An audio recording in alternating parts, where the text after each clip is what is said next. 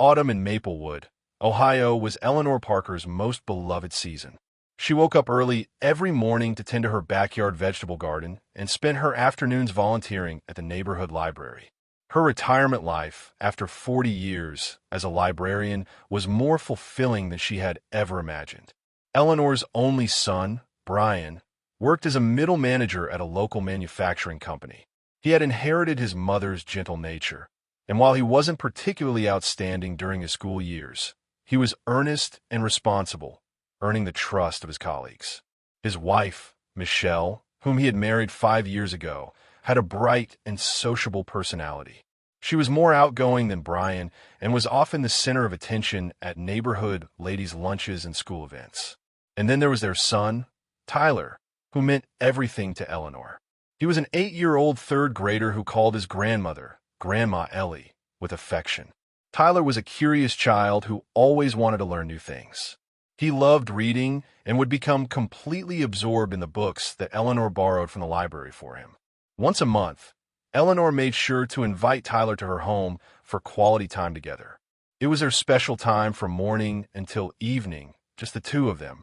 They would cook together, observe insects in the garden, and Eleanor would read him adventure novels from her youth.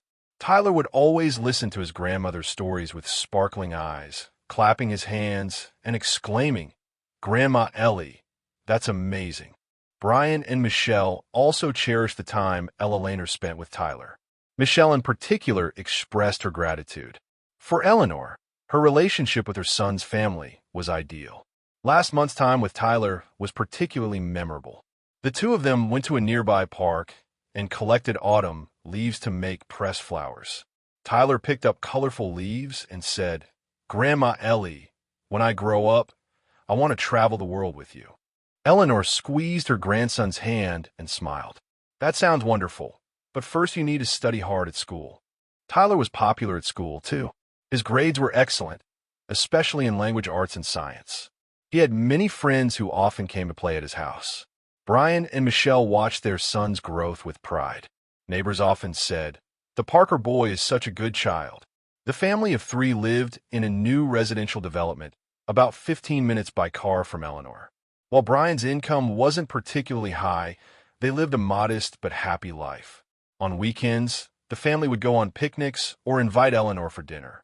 Eleanor had been living alone since losing her husband 10 years ago, but having her son's family nearby meant she never felt lonely. Tyler's presence especially brought vitality and joy to her life. Watching her grandson grow was Eleanor's greatest pleasure.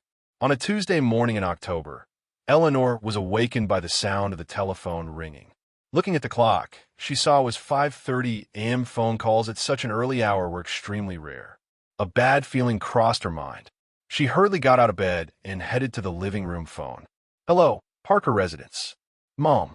It was Brian's voice, but it wasn't his usual gentle voice.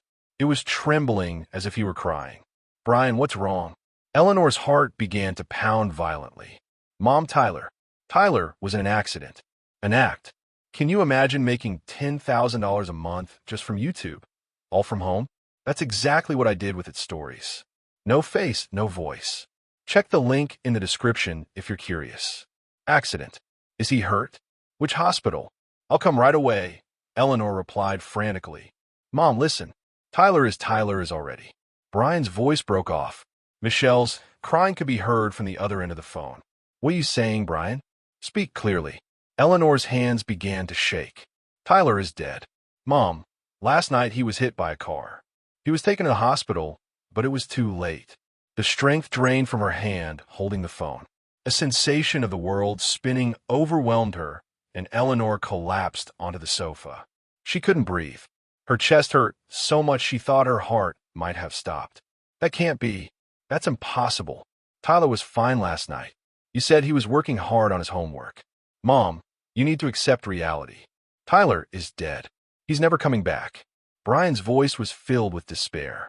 Eleanor remained speechless for a while, still holding the phone. Her mind went blank, unable to think of anything. Tyler's smile appeared and disappeared repeatedly in her mind. The pressed flowers they made together last month. "Grandma Ellie, when I grow up, I want to travel the world with you." Those sparkling eyes. Mom, can you hear me? Brian's voice seemed to come from far away. Tell me the details. What happened? Eleanor finally managed to squeeze out her voice. Last night, around 8 o'clock, Tyler was on his way home from a friend's house. When he was trying to cross Main Street, he was hit by a speeding car. The driver was drunk. He was immediately taken to the hospital by ambulance, but the head trauma was severe. Brian choked on his words. Tears overflowed from Eleanor's eyes. Imagining her beloved grandson lying alone on the road made her heart feel like it would burst. What about the driver? He was arrested, but that won't bring Tyler back. Are you at the hospital? I'm coming now. Mom, it's too late. Tyler is already. Brian broke down crying. Eleanor hung up the phone with trembling hands. Left alone in the living room, silence enveloped her.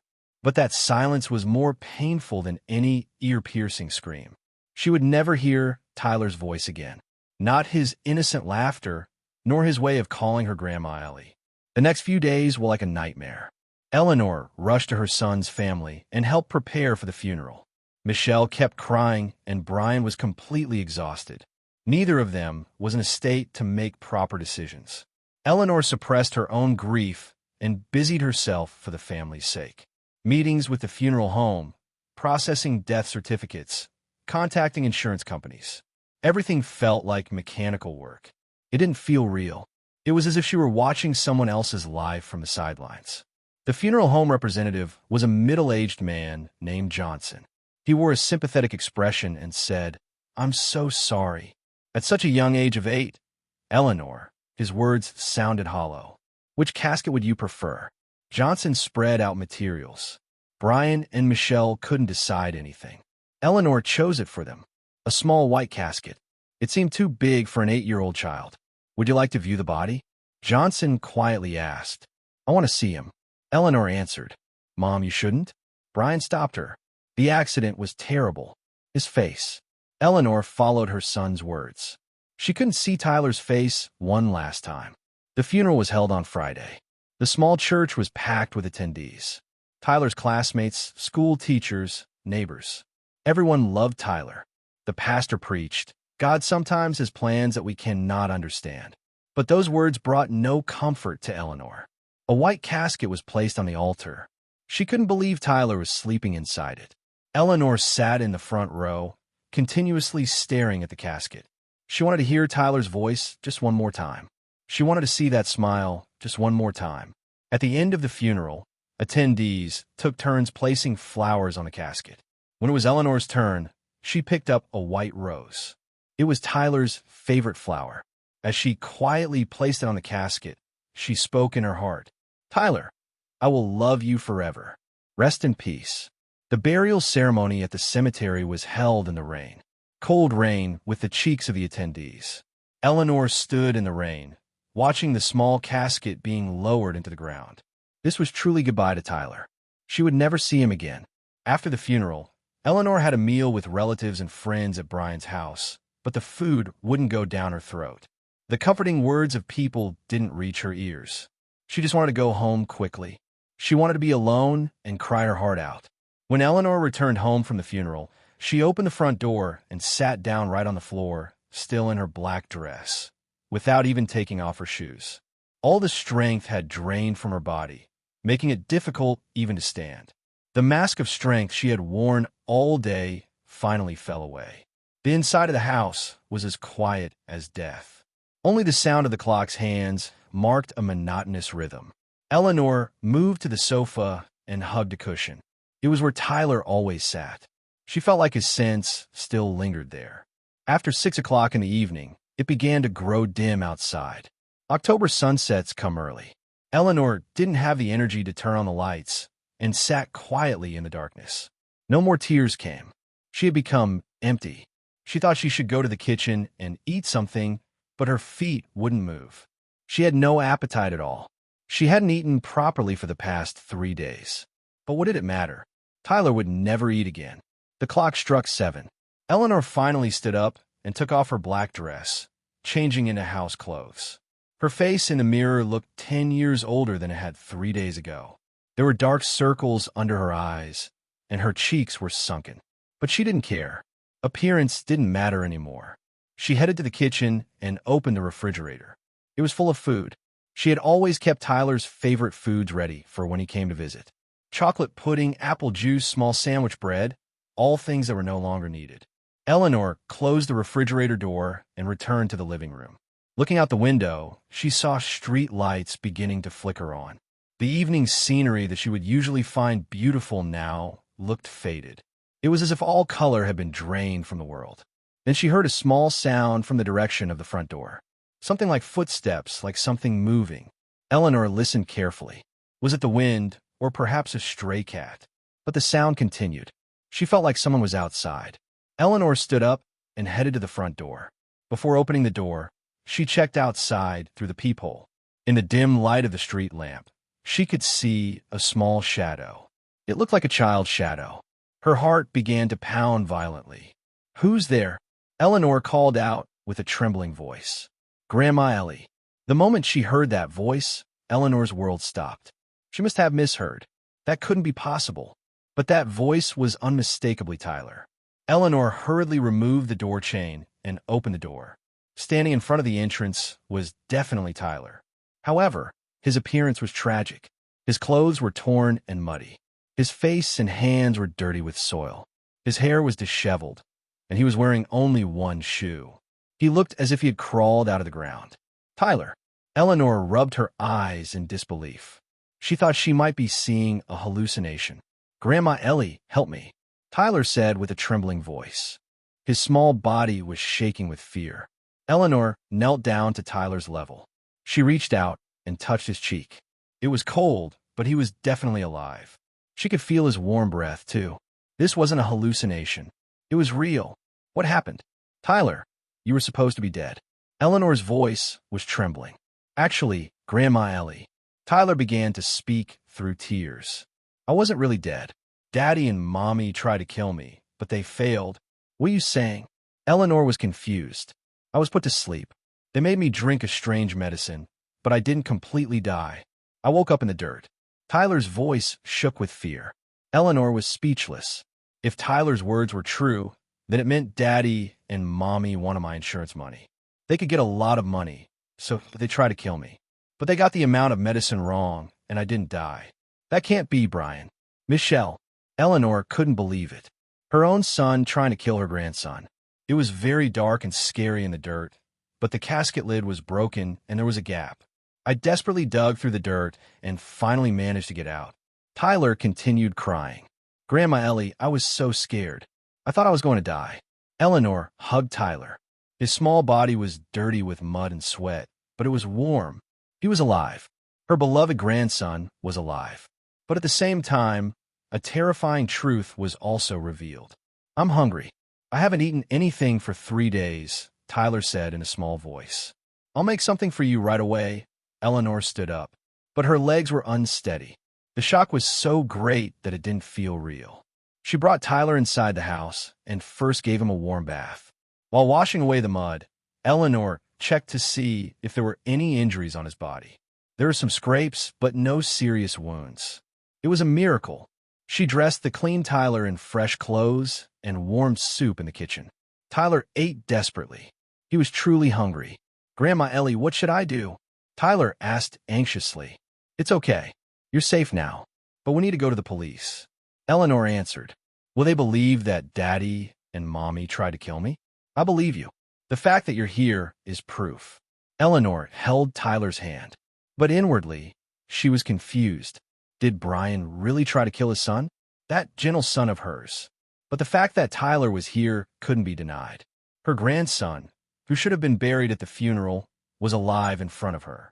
"Grandma Ellie, I don't want to go back to Daddy and Mommy anymore," Tyler said with a trembling voice. "Of course not. I'll protect you. I'll never let you be in danger again," Eleanor promised. Outside, it had become completely dark. The town was quiet. Surely the townspeople thought Tyler Parker had been buried 3 days ago. No one would think he was alive. This was advantageous for them. Eleanor picked up the phone. She needed to contact the police. But would they believe her? Who would believe that a child who was supposed to be dead was alive? "I'll call the police station," Eleanor told Tyler. "But will they believe us?" There was anxiety in Tyler's eyes. We have the truth. That's our strongest weapon. Eleanor went to the Maplewood police station with Tyler. Tyler gripped his grandmother's hand tightly. Under the fluorescent lights of the police station, the officer on duty looked sleepy. "Excuse me, this is an emergency," Eleanor called out at the reception. "What kind of matter is this?" The officer looked up from his paperwork. Seeing Tyler, he frowned slightly.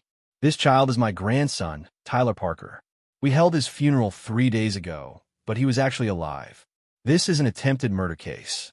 The officer's expression changed. Confusion and doubt appeared on his face. "I'm sorry, but what are you saying?" Chief also attended young Parker's funeral. "That's the problem. My son and daughter-in-law tried to kill my grandson for insurance money, but they failed and Tyler crawled out of the dirt. Please wait." The officer disappeared into the back. After a while, Chief McBride appeared. When he saw Eleanor, he made a bitter face. "Mrs. Parker, you seem tired. Having lost your beloved grandson, you're probably mentally disturbed." McBride's voice had a coldness disguised as sympathy. "Chief, I'm perfectly sane. Look at this child. It's Tyler." Eleanor desperately pleaded. McBride glanced at Tyler, but immediately looked away. "This child certainly resembles Tyler, but he's probably a neighborhood child. Taking a child around at this hour of the night might constitute abuse." "Abuse?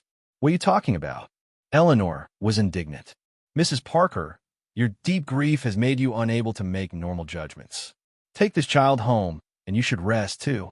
I recommend you receive counseling tomorrow." Tyler began to speak in a small voice. "I really am Tyler Parker. Daddy's name is Brian. Mommy is Michelle. My birthday is April 15th, and my favorite food is Grandma Ellie's apple pie." But McBride wouldn't listen. "Please leave. If you cause any more disturbance, we might have to arrest you." Eleanor was in despair. If the police wouldn't help, what could she do? She held Tyler's hand and left the police station. "Grandma Ellie, the police don't believe us," Tyler said sadly. "It's okay. There must be another way." Eleanor answered, but inwardly she was anxious. The next morning, Eleanor thought of a different approach. She decided to contact the medical examiner at the hospital. Eleanor visited the hospital and requested a meeting with her. "Dr. Chun, I'm sorry to bother you when you're busy. I'm Eleanor Parker, Mrs. Parker. Oh, Tyler's grandmother. My condolences." Sarah's expression was serious. "Actually, Tyler is alive." Eleanor got straight to the point. Sarah showed a surprised expression. "What do you mean by that?" Eleanor had brought Tyler with her. When Sarah saw him, her face changed color. Could it be? "Doctor, have you noticed something?" Eleanor felt hope. Sarah looked around and then lowered her voice.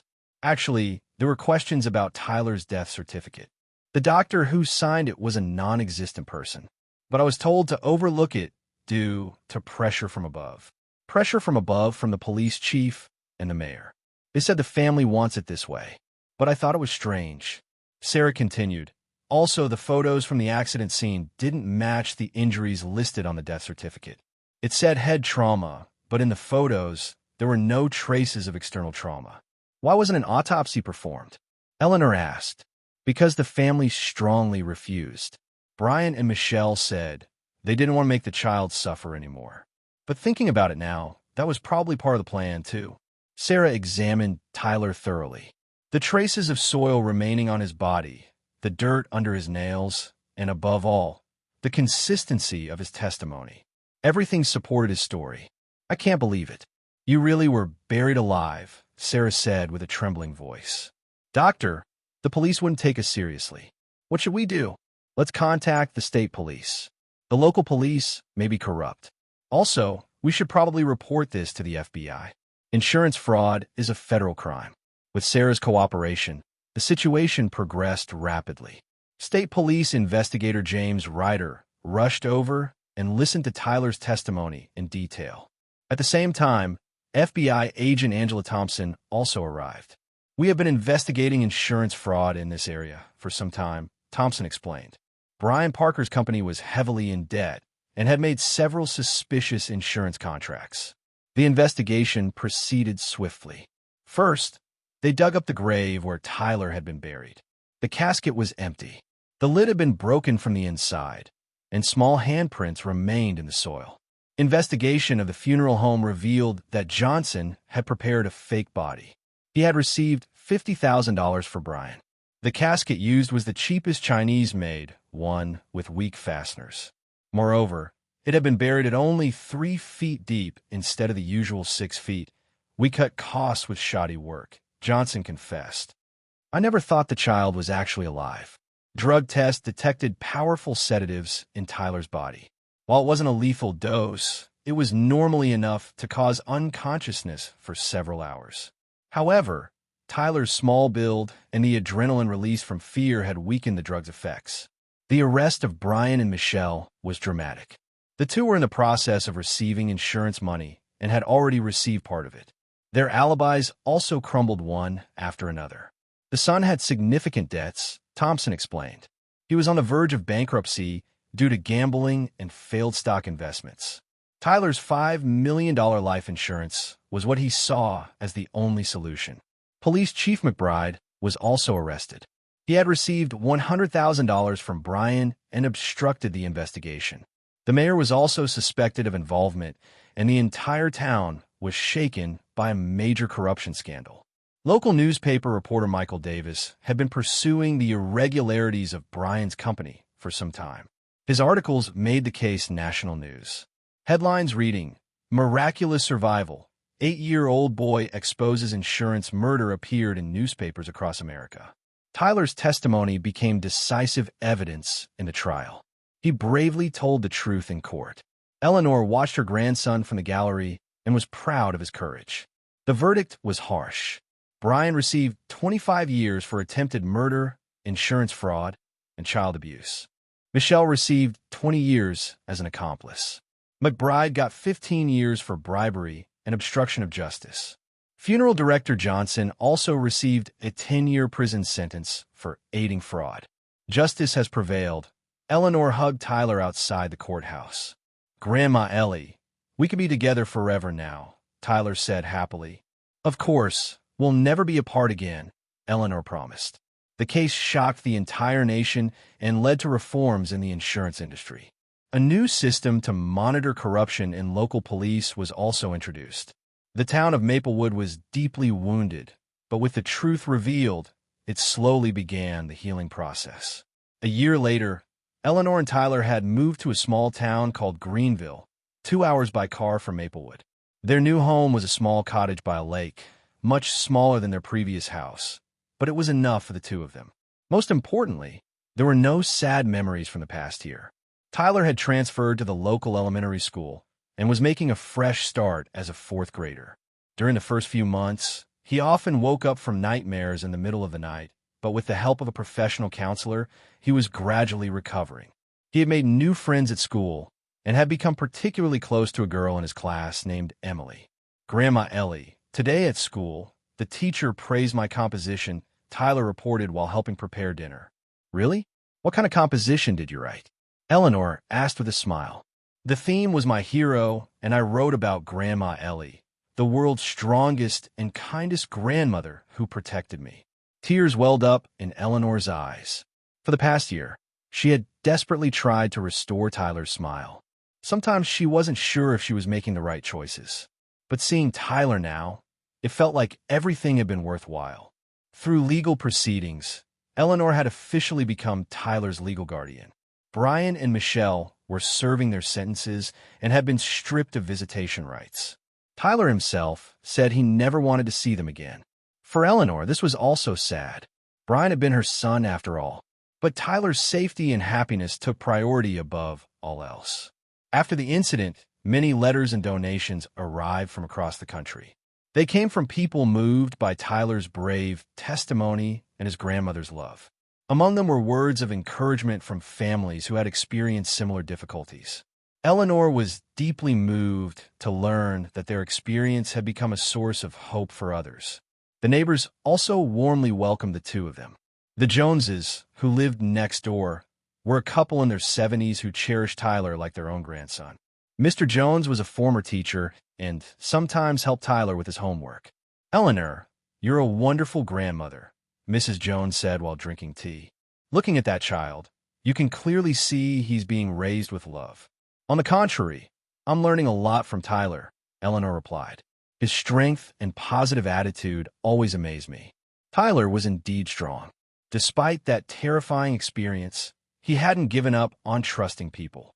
He truly trusted his new school teachers and friends, living each day to the fullest. Sometimes Eleanor found herself gaining courage from her grandson. On weekends, the two would walk by the lakeside or go to the library. Tyler still loved reading and was absorbed in adventure novels. Sometimes they cooked together or grew vegetables in the garden. Each ordinary moment of daily life was a precious treasure for both of them. On the anniversary of the incident, a year later, the two sat on a bench by the lake watching the sunset. The orange sky reflected on the lake's surface, creating a beautiful scene. "Grandma Ellie, I'm happy," Tyler said quietly. "So am I. Because you're here with me." Eleanor put her arm around Tyler's shoulder. "I'm really glad I was able to get out of that dirt back then. If I had died then, I wouldn't have been able to be with Grandma Ellie. But you were alive. That's what matters most, right?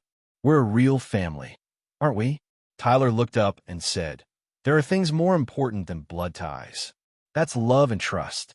We have that, so we're a real family." The sound of birds could be heard from across the lake. As if announcing the beginning of a new day, Eleanor and Tyler walked home hand in hand. Tomorrow they would create new memories together again. In the town, various reforms had been implemented following the incident. Strengthening of child protection systems, improvement of insurance industry oversight, introduction of external audit systems for local police. Tyler's brave testimony had brought about many changes. Eleanor sometimes thinks that life can bring unexpected trials. But if you have the desire to protect those you love, you can overcome any difficulty. And a real family is not about blood relations, but bonds connected by caring hearts. The evenings in Greenville were peaceful and beautiful. Eleanor and Tyler's new life continued quietly, but surely forward.